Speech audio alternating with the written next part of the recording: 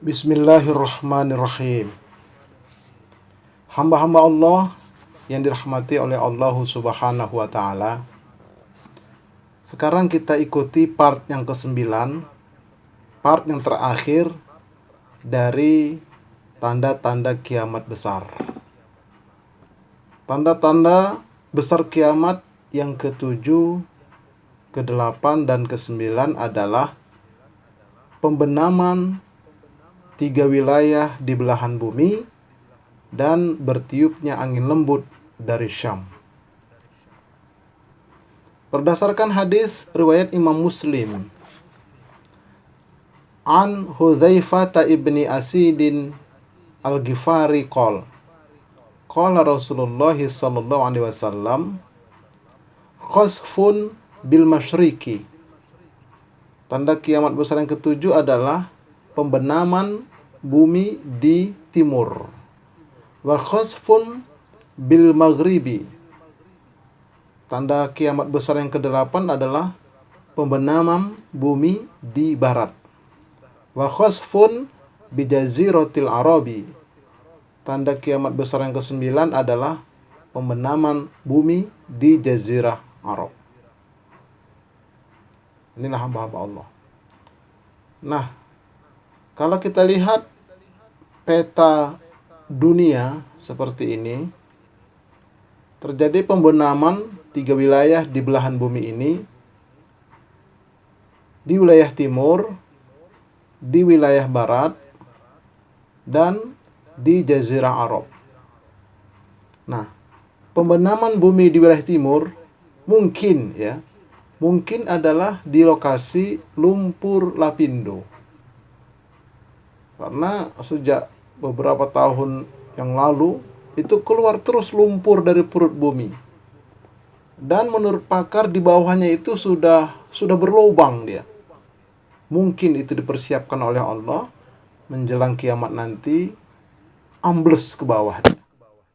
Wallahu a'lam. Nah, adapun di wilayah barat mungkin lokasi penambangan batu bara. Jadi penambangan itu di dalamnya sudah terjadi ada lubang besar. Bisa jadi itu dipersiapkan oleh Allah nanti ambles ke bawah.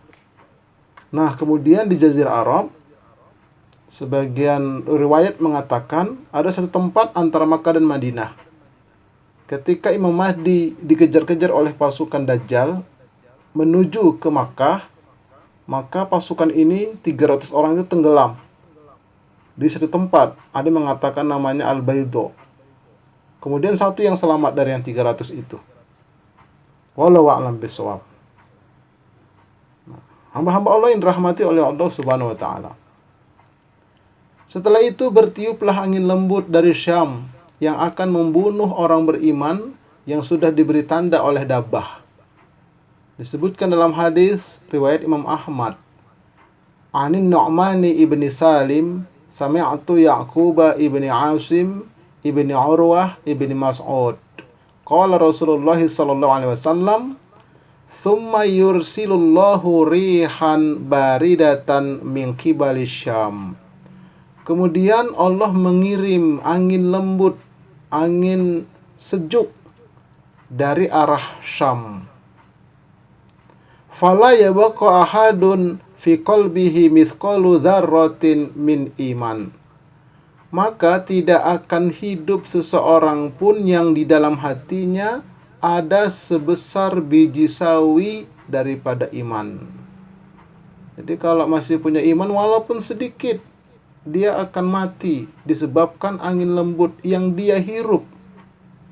Illa qabathu, kecuali angin itu pasti akan membunuhnya. Jadi semua orang beriman mati. Yang tinggal hanya orang kafir. Karena Allah tidak mengizinkan orang beriman itu menyaksikan kiamat total. Sangat dahsyat. Allah tidak izinkan orang beriman menyaksikan kiamat total. Dan ada juga beberapa riwayat, misalnya dalam satu pesawat ini akan meledak. Orang beriman dimatikan dulu di pesawat itu, baru meledak pesawatnya. Wallahu a'lam. Itulah mulianya orang beriman. hatta law ana ahadahum kana fi kabidi jabalin. Sehingga bahwasanya salah seorang di antara mereka itu berada di perut gunung sekalipun, ladakhalat alaihi, pasti angin lembut itu akan masuk ke dalam perut gunung itu, lalu kemudian membunuh orang beriman. Nah, ini hamba-hamba Allah. Setelah orang beriman semuanya mati disebabkan menghirup angin lembut dari Yaman ini, barulah kemudian muncullah tanda kiamat besar yang terakhir, yaitu yang ke-10. Ini hamba-hamba Allah. Mari kita lihat hadisnya, yaitu keluarnya api dari Yaman. Hadis riwayat Imam Abu Daud. An Hudzaifah ibni Asidin al-Ghifari qala Rasulullah sallallahu alaihi wasallam, wa akhiru dzalika takhruju narun minal Yaman.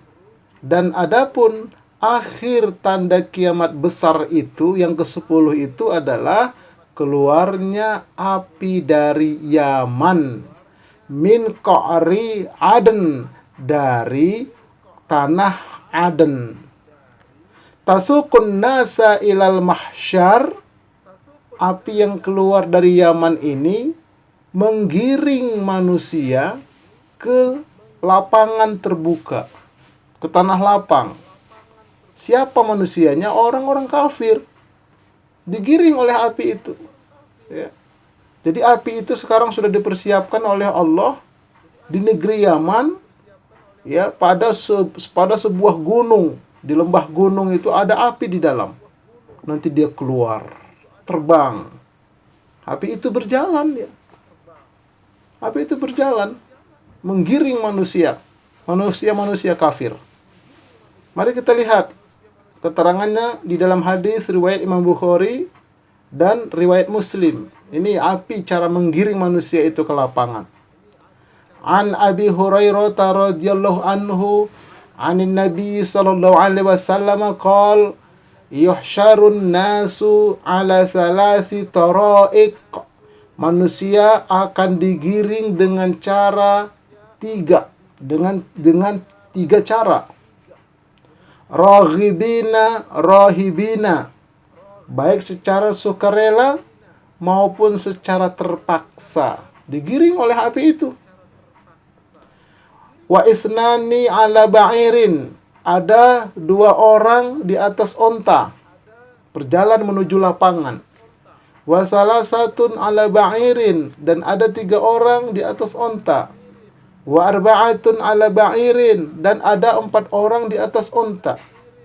Wa asyaratun ala ba'irin, dan ada 10 orang di atas onta. Wa yahsyuru baqiyatahum an-nar, dan api menggiring sisa-sisa di antara mereka. Taqilu ma'ahum haitsu qalu, api itu akan berkata bersama mereka ketika manusia itu berkata. Wa tabitu ma'ahum haitsu batu, api itu akan diam bersama mereka ketika manusia itu tidur. Wa tusbihu ma'ahum haitsu asbahu, api itu akan bergerak di waktu subuh bersama mereka ketika mereka bergerak di waktu subuh. Wa tumsi ma'ahum haitsu amsu, api itu akan bergerak di waktu petang bersama mereka ketika mereka bergerak di waktu petang. Jadi dengan 3 cara ini. Yang pertama, menuju ke lapangan ada yang naik onta. Yang kedua, menuju ke lapangan digiring oleh api.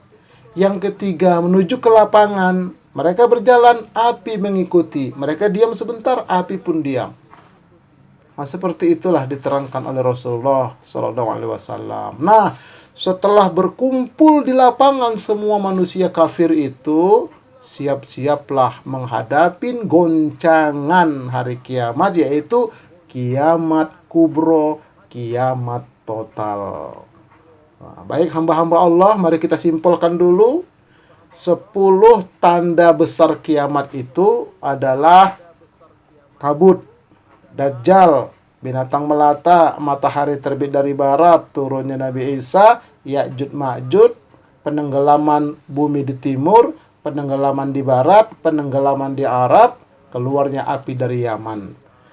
Itu diibaratkan oleh Nabi seperti mutiara di apa namanya itu, dirangkai dengan seutas benang.